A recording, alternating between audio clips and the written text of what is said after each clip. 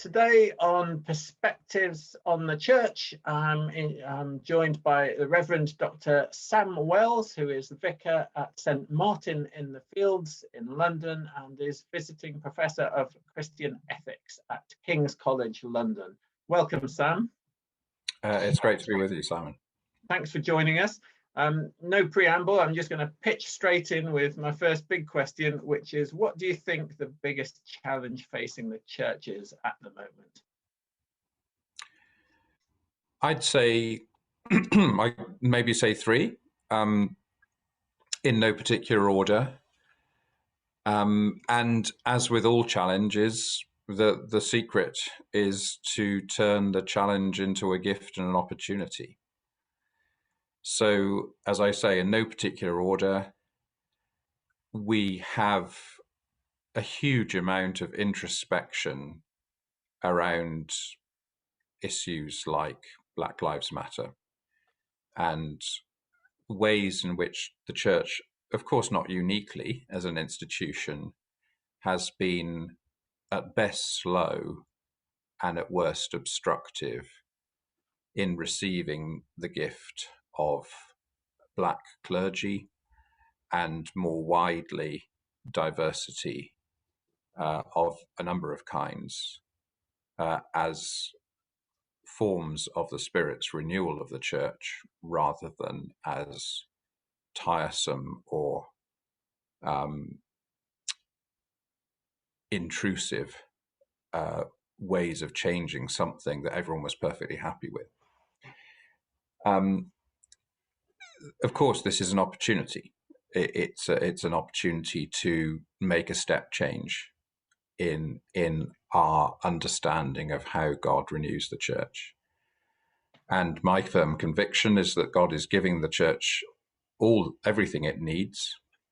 It simply, the problem is not that God is not giving us what we need. The problem is that we're so clumsy and reluctant to receive what God is giving us. And this seems to be a prime example of that.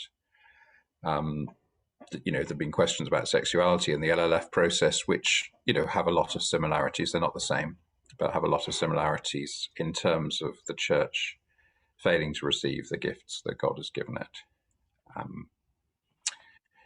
And frankly, the astonishing fact that those gifts still continue to be presented despite having been rebuffed at so many instances, so that there's a wonderful moment of grace in that, but not a grace that, like any grace, that can be taken for granted. So that's one thing which everyone will be aware of. Another thing that everyone will be aware of is, of course, the pandemic, the forms of communication that have flourished in response to the pandemic, not least what we're doing right now, which we probably wouldn't have done 18 months ago together.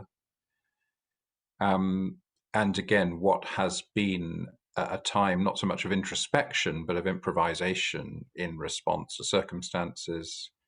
I think there is a divide in the church between those who simply want to get back to February 2020 as if that was the promised land, which we were furious with each other about a whole bunch of things we've now forgotten. The pandemic just gave us a chance to be furious about slightly different things. So do we really want to just go back to being furious about the same things we were furious about 15 months ago? I think I'd like to feel we could be more hopeful than that, and that we could live now in a much more mixed economy where doing things online like this and doing things in the building or in person, whatever, like we haven't really evolved the right language for those things yet, becomes a hybrid experience which reaches housebound people far more successfully than we ever had before, that creates opportunities for people to take early steps in faith in a much less threatening environment than realizing they've sat on a seat that somebody in a congregation has sat on for 60 years and will get a good dressing down for doing so. So those are, that's the second issue. I think there are possibly four. The third issue is money. We feel that we don't have enough. Heart Edge, which is a movement that I was involved in initiating from St Martin in the Fields and is now on 4 continents, ecumenical and international. It is a movement that begins with the renewal of the church through its need for money, and again seeing that as an opportunity to develop social enterprises of different kinds, as has been the case here at St Martin's. We're having a remarkable transformation at St Martin's because most of our business model has been about attracting tourists, which obviously in central London has been taking candy from children for most of our history in the 20th century and 21st. Now there's no tourists to be had, so we're having to refocus our music and our retail and our food and beverage operations towards Londoners and people, coming to London from the rest of the UK, which is a very different kind of thing. But in some ways, that's drawing us closer to our true values. So again, it's a kind of renewal. And of course that is, the response to not having money for what we used to do makes us question everything we do and say, are there more dynamic ways of working that are actually possibly closer to the gospel? And are there people in the community that would love to be part of that who perhaps don't easily sign up to the doctrinal assumptions of the Church of England, but yet are close to the kingdom and would be happy to serve by being on a board for an enterprise of some kind? And then fourthly, on a more macro level, there is something I think much more important than perceived church decline and the pandemic and even climate change, and that is artificial intelligence. I think we're within 10 years, possibly sooner, we are going to be facing profound questions about what it means to be a human being as artificial intelligence grows rapidly and takes over roles that humans have traditionally done. There are going to be whole professions that are going to more or less disappear, as far as I can tell. And again, rather than seeing this as a threat, and in a Luddite sense of destroying all the machines, I think it's a real opportunity to discover what it means to be fully human. And obviously, if the church isn't invested in that conversation, I don't know what on earth we've been doing for the last 2,000 years. So I think on a conceptual, imaginative, social level, there is a huge opportunity there for us to articulate what we think human flourishing looks like. For perhaps too much of the last 2,000 years, we've not been very articulate about human flourishing. We've been very articulate about what's wrong with the human condition. Sin, death, and the devil, most obviously. Now I think we need to step into a different role, a role that actually describes what healthy human interaction is like. And I think we've got a more kaleidoscopic picture of that through what the pandemic has forced us to think about, particularly in terms of what relationships look like. The way, for example, for neurodiverse people, this kind of interaction can often be actually much more congenial than face-to-face interaction and touch. We're just thinking a whole bunch of things that weren't so much in the foreground a couple of years ago. So those are 4 areas where I think we're facing new challenges, but also new opportunities. Well, and I don't almost want to say each one bigger than the last. When you offered me one that was going to knock climate change into a cocked hat, I thought, what on earth is this going to be? So we're not talking about it enough. We really just artificial intelligence is the biggest single ethical issue out there, and nobody in the church is really talking about it. Not nobody, but I mean a very small minority of people are talking about it. I think that's spot on and really helpful to hear. I wonder what I'm probably conscious of, say, the church warden and the treasurer in the parish church, which is currently in a vacancy, and is nonetheless in the same context as the rest of all of us, thinking, what on earth do we do now? How does the stuff that you've outlined there, how would you offer it to them, for example, or to a faithful parish priest who's been serving for 7 years in the same parish, or a chaplain in a hospital or whatever? Where do you think it lands? I think I'd take them back to round about 50 or 60 AD. And I'd say, why did people join the church in the first century? And on the whole, they joined because they were women or slaves or former slaves.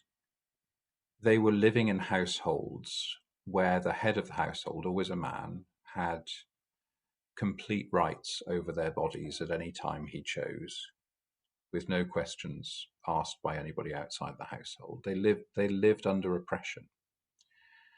The church gave them dignity, equality, hope, community, blessing, encouragement.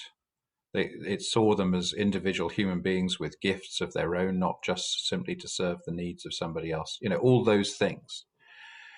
That's what they felt Christ had given them. And the doctrines of the Christian faith, beliefs, as it's called in a sort of RE curriculum, but I never use that phrase myself. The convictions, the habits, and the trust, most importantly, of that community became immensely powerful because it showed a way to understand people aside from the roles that society had forced upon them. Is that the case with St Nebworthy's Tubwell and its vacancy and its one church warden because they can't find somebody else to do the job? Is that what your community is? Because that's what it was set up to be. Is it a blessing to everyone in your parish, not just the people that come and clean on a Friday morning and faithfully come to the 8 o'clock on Sunday and then discuss whether they need to have an Ascension Day service or not? It is about being an anticipation and embodiment of the kingdom of God. Okay, in a small and humble way, but that is what you're there to do.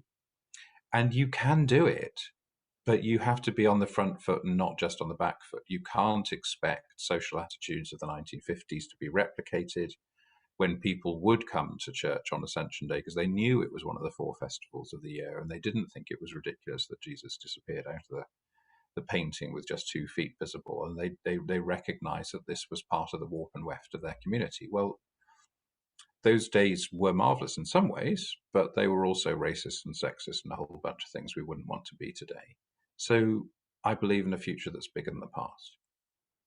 That's what Christianity gives us. That's what Christianity gave those people in the first century. And that's precisely what the church is here to be and to do today. If we are a blessing to everyone in our community, people will recognize that and they will support and draw near to us.